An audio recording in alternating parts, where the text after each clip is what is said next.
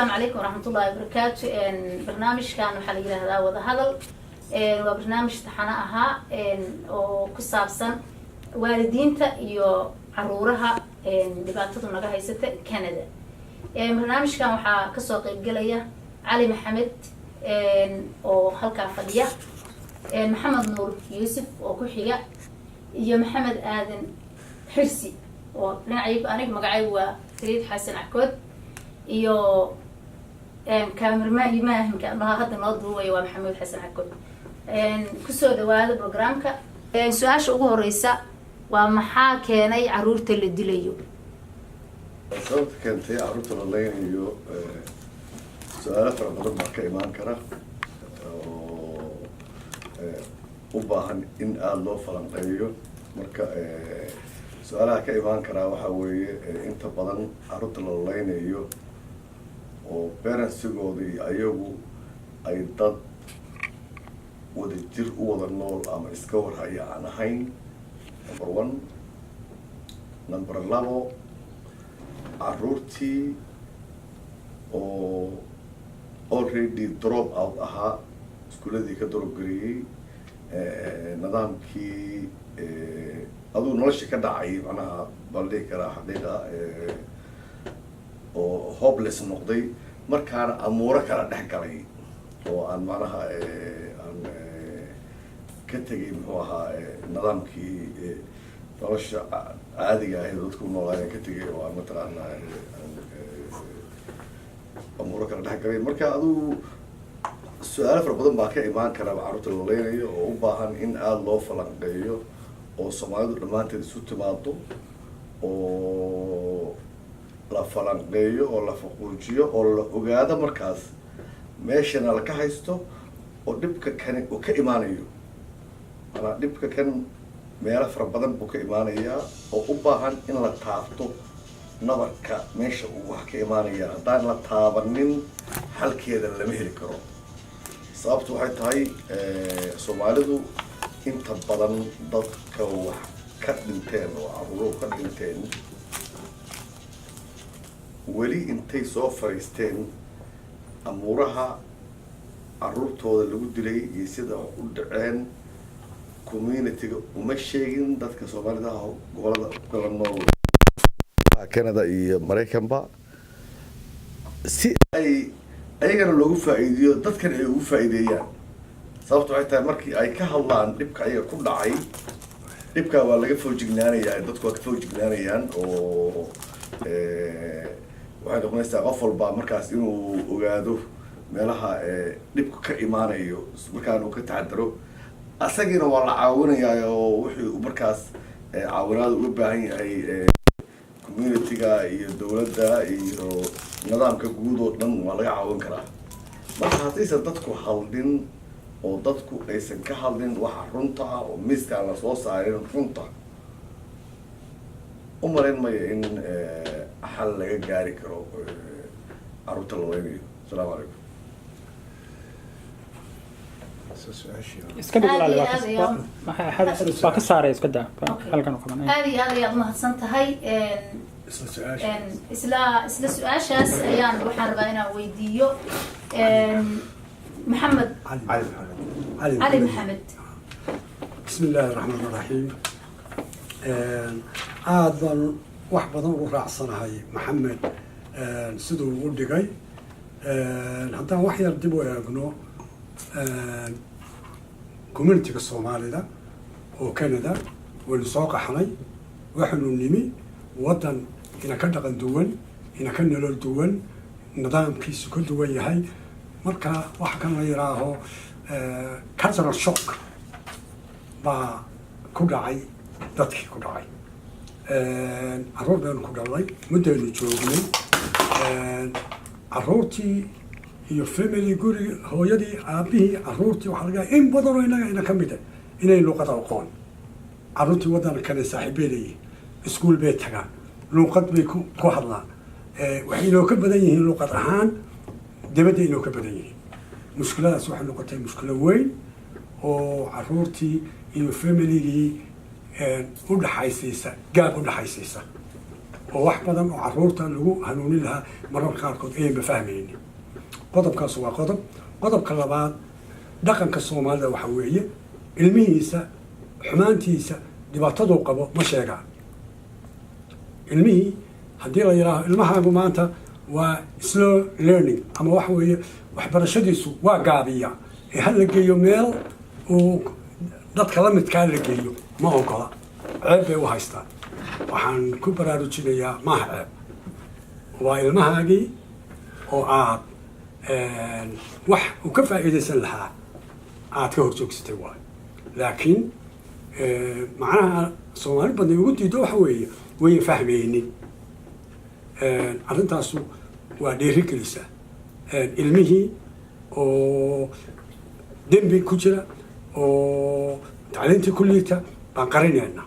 oo macallimiinta aynan la wadaagaynin innaga iska dhaadhicinayno inuu ilmaha kanu gaabinayo qodobkaas waa qodob taas carruurtii waxay u sahlaysaa in ay kala fogaataan wax badan oo ay kuu sheegi lahaayeen inay kuu sheegin waxaa laga yaabaa say u badan yihiin xataa guryaha xiriirka waalidiinta iyo carruurtu inuuyan ahayn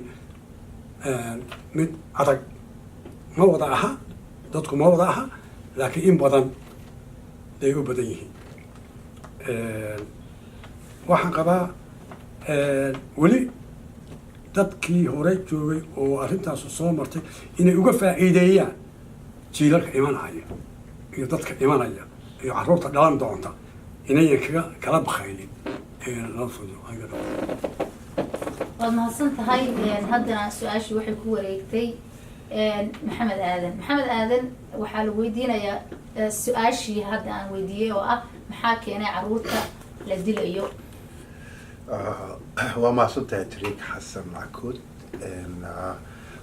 halkaan waxaan ka salaamayaa ummadda soomaalida oo dhan barnaamijka maanta aan isugu nimaana su-aalahan isku weydiinana waxay tahayna inaan ka wada hadalno dhibaatada naga haysata waddankani marka anigoo maxamed nuur iyo cali maxamed waa ku raacsanahay inay tahay dhibaatooyinkana haysta kuwa kamid ah anaga waxaan ka nimid meel la yihahdo east africa markaan waddankaan imaanayna waxaan imaanay sagaashameydii imaanay waa ku cusubnahay cultureka waa kala duwan yahay wixii waa kala duwan yahay sida hore aan u sheegnaba anagoo povertyna waa soo galna waddanka oo waxbana haysanin oo shilin naga haysanin oo ka bilaawna inaan meeshaa ka dagaalano si aan nolol u sameyno carruurtii waa nagu waweynaatay markii nagu waweynaatayna meel wax ka qabano ma lahayn marka waxay noqotay inaan housingkii galno iyo projectigii marka dhibaatada meesha nooga timid waa projectigii iyo housingkii oo ah dad oo meelaha ugu fakrisan oo waddankaana yimaado waa la kala gedanya waddanka middle class iyo high class iyo povertya loo kala degaya marka anaga povertygia waxaa la noqonay deris mar haddaa poverty deris la noqotay aysan ahayn waaga anaga soomaaliya kusoo kornay xaafadda aad degan tahay dadka waalidiinta degan meesha iyo meel kasta aad joogtay dadkii waa dad islaama kulligood waa dad ku dhahaya ku yaqaano oo dhaha waryaa inay hebel ku dhahaya maxaa samaynaysaa orod guriga ku noqo runtii haddaa fiirsina waxa anaga naga warhaaya waxay ahaayeen hooyooyinka keliya marka halkaa markay timid hooyo keliya degan caruur single mother ku haysata oo degan guryo poverty ah cunugiina aan la aqoon wax diris ay leedahay dad kale oo cadaan ah ama jaanjaan ay la degan yihiin waa garan kartaa wax kasoo bixi kara meeshaas marka dhibaatada meeshaasay naga bilaabatay iyo school systemka oo luuqadii aysan jirin annagii aan aqoontii ay nagu yar tahay even xataa aan garan kari weyno cunugii inaan barno culturekiisii iyo af soomaaligiisii iyo wixii aan ku hayno wax waa dhaamaanay haddii aan waxba la aqoon carruurta xitaa inay afkeenii haysato oo afkii ku wada hadlayno carruurta xitaa waxaa laga yaabaa iyo odagii iyo habartii inaysan is af aqooninba oo is af garanayn marka dhibaatada halkaasay nooga bilaabatay aniga aan qabaa kadibna de waxay noqotay maanta waa anaga arkeen wax dhacaya faree ka baxday marka tariig waa kugu soo wareejiyay haddaa la yihahdo ها waxaan u gudbaynaa su'aasha labaad waxyar ku darsan magaalada tira ahaan waxaanu ka nahay tira aada u yar haddana xabsiyada tirada ugu badan baanu su-aasha saddexaad waxay tahay maxaa xal u ah oo daawo u ah taas laftigeeda haddaan xoogaa sii faahfaahiyo waxaan ka wadaa inta badan waxaa dadka maskaxdooda ka guuxaya in dhaliilo badan jirto inaan lagu dhiiranaanin oo special parentigii dadka caruurta ay ka dhinteen oo victimka ahaa aysan ku dhiiranayn kana muuqan in ay caruurtoodiiba guryahoodii ka bannaan yihiin marka midda afraad ugu gunaanadka maxay gunaad bay anu haddaan kusoo boodo su-aashaas jawaabteeda labaan u kala qaadayaa midda koowaad horta caruurta la laynayo dadka soomaaliyad oo dhan way wada khusaysaa laakiin khaas ahaan waxay khusaysaa oo kayskaasi uu dabada la gelayaa parentsiga waxaa laga dilay parentsiga waxaa laga dilay haddii uusan asagu diyaar u ahayn in uu community-ga la wadaago dhibka ku dhacay oo uusan diyaar u ahayn inuu hadlo wax aan ka qaban karno haba yaraata aniga ma jiraan waa ka hadli karnaa macnaha waan meelahaan istaagi karnaa waxbaa nalaga dilay waxbaan laakiin dadka ay khusayso oo aan uga baahannahay inayna siiyaan informationka dhabta ah sidai wax u dhaceen waa dadka caruurta laga laayay oo soomaaliyeed waxyaabaha hadda dhacay baan alinay oo hadda muuqdana dee macnaha dad waxaa jira Edmonton inta caruurta lagu laayay odaygii uu Mareykan joogo habartii ay joogto Halifax kabadibna ay soo duushay halka timid cunugii aastay kadibna dib u laabatay markiiba oo aysan hataa habeen aysan laba habeen hataa saahan magaalada Edmonton marka yaa marka mas-uul ka noqonaya haddiiba dadkii dhaleen aysan meeshii imaan oo aysan joogin soomaalida kale maxay ka qaban kartaa oo ay access uma leeyahay hataa lahaas hataa didi tiraado dhibkaas ay ugu dhacay sababta waxay tahay markaad booliska aada la hadasho ama aada kiisaska qaarkood u weydiiso macnaha case by case u weydiiso jawaab fiican kama helaysid sababta ay tahay waa lagu weydiinaya waxaa lagu weydiinaya lastnamkaaga iyo magacaaga iyo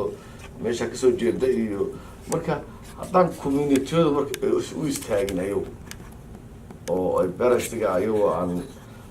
waxba ka haysan hadda mataqaanaa ay u istaagaan oo ay ka hadlaan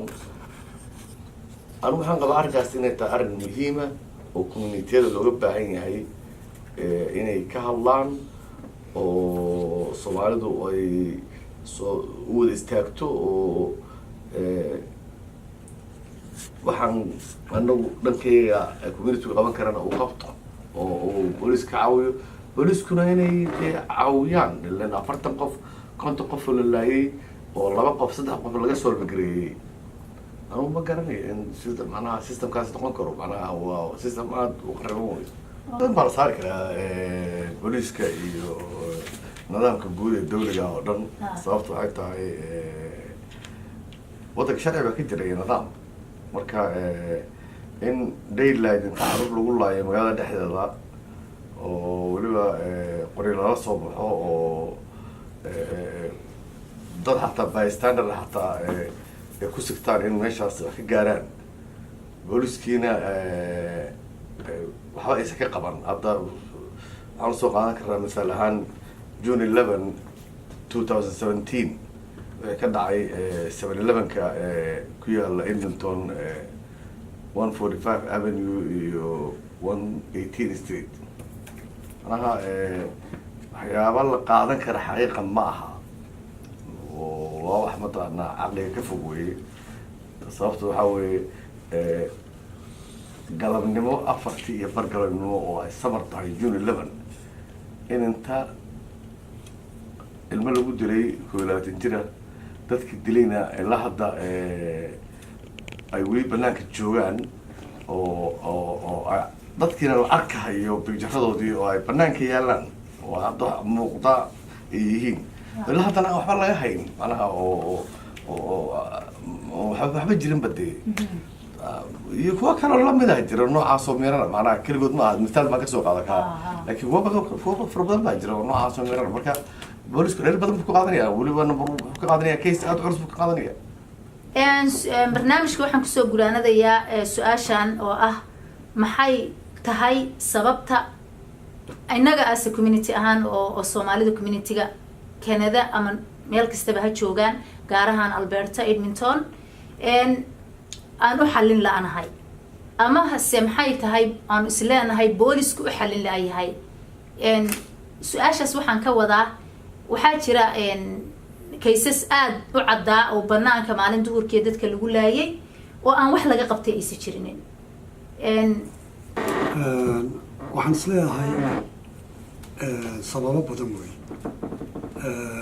kow wada shaqaynta boolisku wada shaqaynta communityga iyo boolisku ma aha sidii laga rabay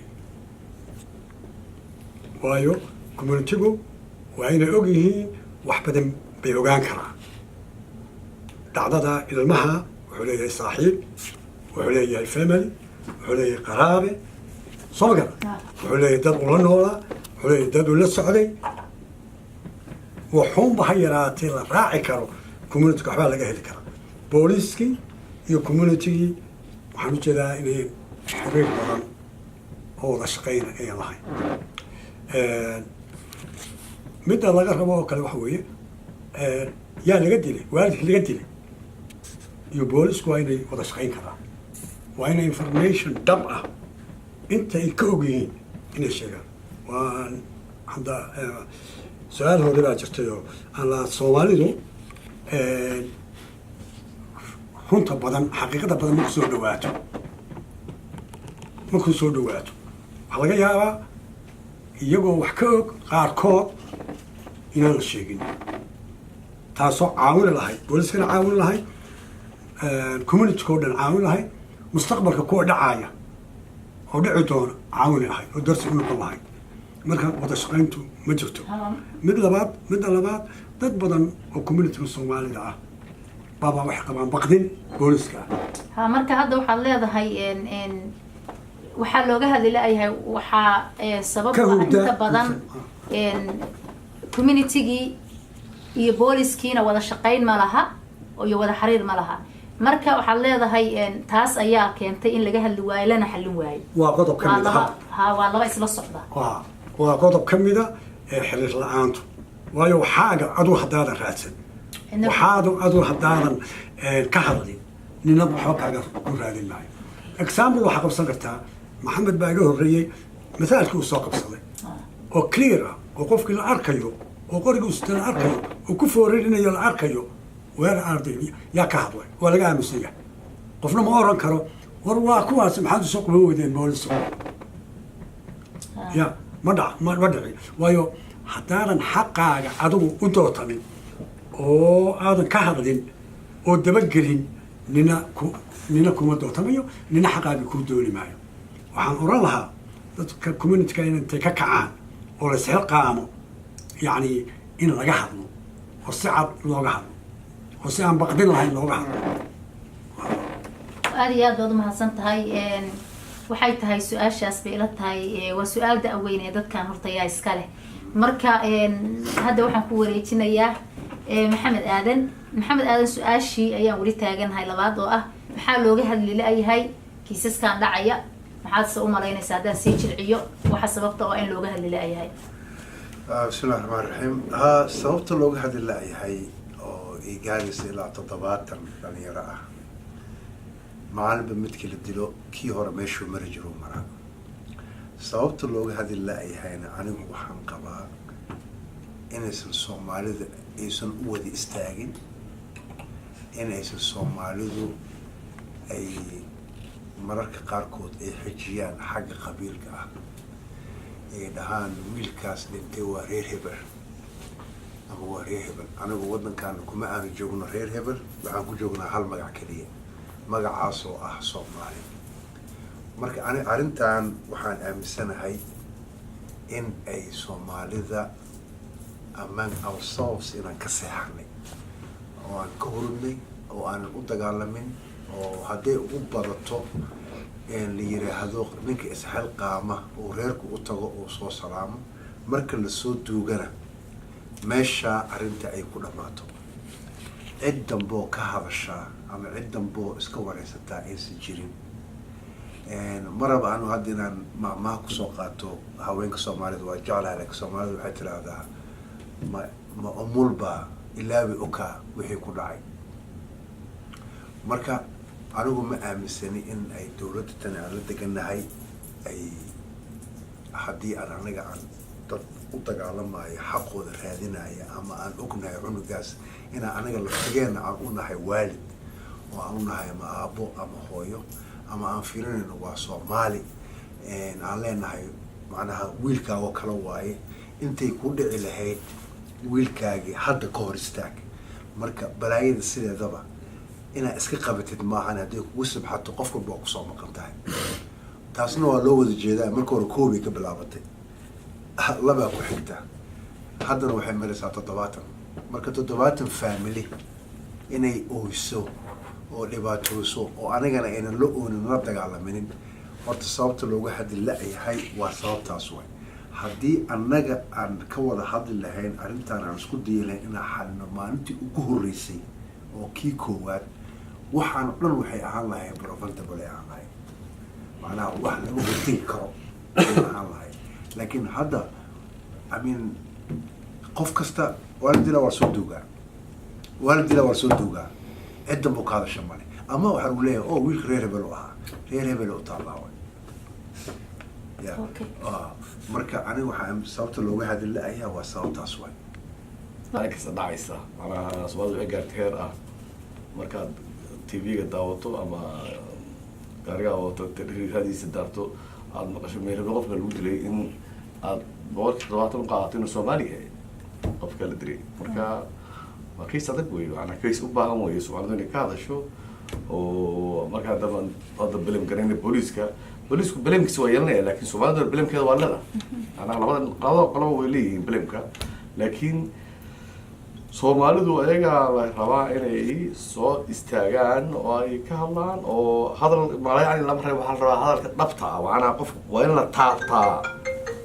anaha معناها ماشي متابطة غير يسوفك لكن دي عشون لقى الدماغ هذا ورلو بقى إنه يوان واقف عيها وحاجة وهي وحياة بدنا للشعر وحشغير يا بنت سيمبر بسم الله الرحمن الرحيم بسم الله الرحمن الرحيم runta hado su-aashu way isku soo noqnoqonaysaa labaanu kala qaadaya mid waa dadka dhibaatadu gaartay oo tooska u taabatay dadna waa community-ga dadka caruurtooda la dilay oo caruurtooda xabsiyada ku jirto waxaa looga baahan yahay inay isu taagaan oo ka hadlaan oo la shaqeeyaan community-ga oo la shaqeeyaan booliska oo xaqiiqa dhab ah waxa xogta ay ogyihiin ee ka sameeya waa ko midda labaad nina wax ku dooni maayo nina xaqaaga kuma raadinayo baan handaayo hore iri nina xaqaaga kuma doonayo adigu haddaadan xaqaaga doonin community-gu waxa weeye inay community-gu iyagoo wada jira waan ogahay muddo dheer baan waddankan joogay waan la socdaa sida Soomaalidu community-yaasheedu ay yihiin weliba waxaan leeyahay xataa hadday noqoto 10 qof oo isu taagta waxbay noqonaysaa wax weyn bay noqonaysaa adduunka 2 qof baa wax samaysa 10 qof baa wax samaysa community-ga oo dhan yaa haddii ay iman in yar baa wax samayn karta oo isbeddel badan samayn karta waxaan leeyahay waalidiintu doorkeeda weyn ha qaateen waxa ka soo baxeen ashuunka lagu adamayo community-gana waa inay dad ka soo baxaan dad u taagan dad ka hadla dad waqtigooda siiya dad lacagtooda siiya waa inay ka soo baxaan midnimadaas oo wada shaqayn dhab ah cid waktigeeda siisa yani waktigooda siiya daacad ka ah waxba aan ka doonayn baa la rabaa inay isu taagaan haddeenaan waxayna inagu doonan boolis yeenaan farta ku fiiqin cid kale yeenaan farta ku fiiqin markaan waxaynu isu taagno oo inagu mid nahay oo inagu isu taagno markaa ayaa wax aynu xaqeena raadsan karnaa oo waddanka waa waddan sharciyaad waddan system la weeye xaqaaga lagama qarin karo marka su-aashaadii waxaad ku gabagabaysay inay tahay xalku in la isdhiiri geliyo oo loo istaago oo community kastaba dad baa wax u sameeyey aynu yeelano dad u istaaga dadkan haddii dadkoodu istaagi waaye 2, 3, 4 qof inta kata ha ahaataani waa aad iyo aad baad u mahadsan tahay wax miyaad ku darsanaysaa maxamed waxbaan ku darsanaya assalaamu calaykum oo kusoo noqday haddana waxay ahayd su-aashu maxaa xal u ah maxaa dawo u noqon karaya xalka waa iska cad yahay waa midda nala ka la-yahay midda nala ka la-yahayna waxaa weeye arrinta tani inay hogaamiyaan dadka carruurta laga la-ay annagana aan noqono dadkii suborgareen lahaa oo daba joogi lahaa iyaga tusno inaan hal mida nahay inaan dhibka la qabno aan daba taagannahay iyo waxaa loo baahan yahay annaga laftigeena waxyaabaha aan ognahay inaan sheegno oo si ay noogu istaagta bal xabaddan inaan hadalno oo aan sheegno waxa jira meesha boogta ka jirto dadkii carruurta laga laayana inayna hor socdaan arrintaasaan qabaa in mataqaana isheeg xalkeeda lagu heli karo taasaan qabaa gunaanadkii iyo gabagabadii baan ku jiraa su-aalahayga waxaa weeyaan horta aada iyo aad ayay ii danqisay waxyaabo badan oo hadda la sheegay iyo waxyaaba badan aan ogahayba su-aasheedu ugu dambeysay waxaan u malaynayaa inay kuwii horeeto ku dhex jirtay oo ahayd maxaan u malaynaynaa inuu boolisku wax ka qaban karay uusan ka qabanin taasay ahayd su-aashaydu waana I think waa in badan waa la carabaabay haddii qof wax ku darsanaya uu jiro su-aashaas anaa waxay ku darsanaya 70 kiisaa dhacday 70 kiis waxaa la xaliyay 2 waxaa maqan markaas 68 kiis aan la xalinin labadaas waxaa lagu xaliyay gabadhii wiilkii lagu dilaayay kasiinada hooyadiis magaceed maxay Fawziyo maxamed oo u istaagtay wiilkeedii oo tiri wiilkeyga dhammaantiin aada iyo aad ayaa u mahadsantihiin barnaamijka isaad nooga soo qayb gasheen ayadoo maantiito ay weatherku aada iyo aada u qabow yahay oo -47 laga hadlayo iyo 42 aada iyo aad ayaa ugu mahadsantihiin waqtigiina inaan waxaan u malaynayaa dad badani ay maaragtay wax ka dhaafi doonaan barnaamijkan